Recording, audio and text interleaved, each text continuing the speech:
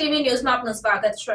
દાંતીવાડા તાલુકાના શ્રી ભાખરનાની ખાતે આવેલ રાજરાજેશ્વરી શ્રી ઇસ્માની માતાજીના મંદિરના પ્રાંગણમાં શ્રીમદ ભાગવત કથા સહિતના કાર્યક્રમો યોજાશે।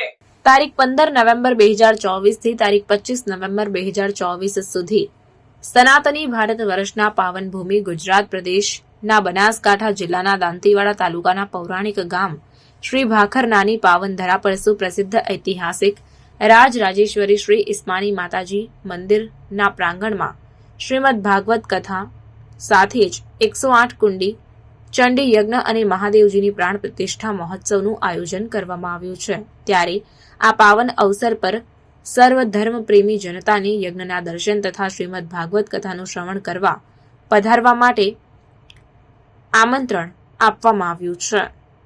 સાથે જ આ દરમિયાન પાવન પ્રસંગો જેમાં દરેક ગ્રામજનો તથા ભાવિક ભક્તોને શોભાયાત્રામાં પધારવા માટેનું નિમંત્રણ પાઠવવામાં આવ્યું છે।